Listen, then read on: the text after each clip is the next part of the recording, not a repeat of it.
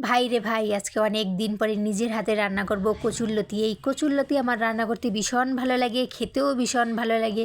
যদি কেউ আমাকে বলে তুমি মাংস বেশি পছন্দ করো না কচুরলতি, আমি চোখ বন্ধ করে বলে দেবো যে আমার কচুরলতি খেতে ভীষণ ভালো লাগে। কিন্তু এই যে কচুরলতি যে এটা পরিষ্কার করতে হবে, এর থেকে বড় কষ্টের বিষয় মনে হয় আর কিছুই নেই। কারণ এই কচুরলতি পরিষ্কার করতে গিয়ে হাতটা এত বেশি কালো হয়ে যায়, অনেক বেশি দুঃখ লাগে। তারপরে আর কি আজকে একটু চিংড়ি মাছ দিয়ে রান্না করব। বাজারে গিয়েছিল, বাজারে অন্য কোনো মাছ পাইনি, তাই চিংড়ি মাছটা এনেছে, সেটা দিয়েই আর কি রান্না করব।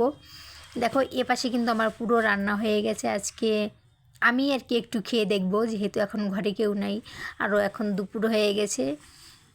তো ভাবলাম কি আমি একটু আগে খেয়ে নিই কেমন হয়েছে। এত বেশি টেস্ট হয়েছে কি বলবো। আর লতিগুলো দেখেছো, একদম গলে যায়নি, পুরো মনে হচ্ছে কি টাটকা টাটকা রয়েছে। কিন্তু এত বেশি ভালো হয়েছে, আমি নিজে রান্না করে নিজেই বলি যে আমি কচুরলতিটা অনেক বেশি সুন্দর রান্না করি। মানে একদম ঝালের ঠিকঠাক আছে, লবণের ঠিকঠাক আছে। আমার হাতে যে এই কচুরলতি রান্না খাবে সে আর একবার বলবে যে তুমি আমার একটু কচুরলতি রান্না করে খাওয়াও। সত্যি বলছি, অনেক বেশি ভালো হয়েছে। আমি পুরো এক থালা ভাত খেয়ে নিয়েছি।